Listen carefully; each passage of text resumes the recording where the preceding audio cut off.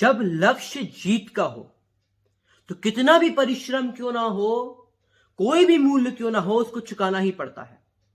मैं आज बात करने जा रहा हूं महाराष्ट्र की भूमि पर जन्मे हम सभी के गौरव छत्रपति शिवाजी महाराज की, जिन्होंने मराठा साम्राज्य की नींव रखी।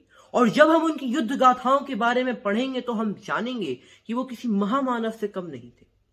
सुप्रभात, मैं जदित्य प्रताप सिंह, कक्षा 10वीं BEHS सुमति एकेडमी का छात्र हूं और आज शिवाजी जयंती के पावन अवसर पर अपने विचार लेकर आप सभी के समक्ष उपस्थित हुआ हूं।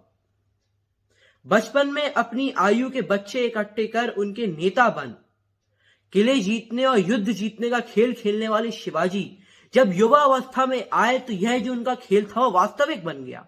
वह शत्रुओं पर आक्रमण कर उनके किले जीतने में लग गए।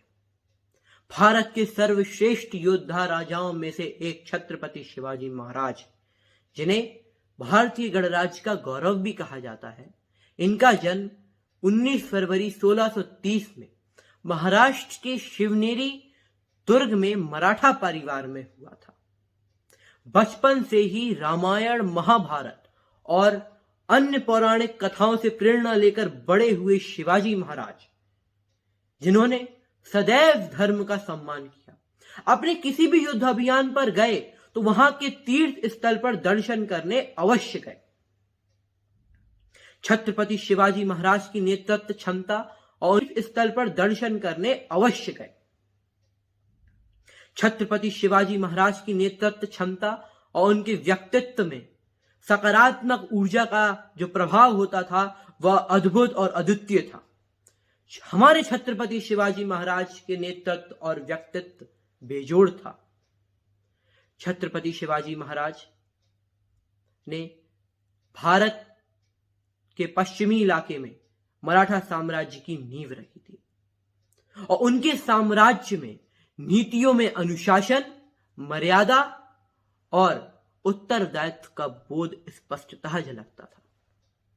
और जब शिवाजी महाराज ने मराठा साम्राज्य की नींव रखी तो उन्होंने औरंगजेब के मुगल साम्राज्य से भी काफी संघर्ष किया, परंतु कहते हैं कि जो अपने लक्ष्य के लिए अटल हो वह अपने लक्ष्य को हमेशा ही पाता है।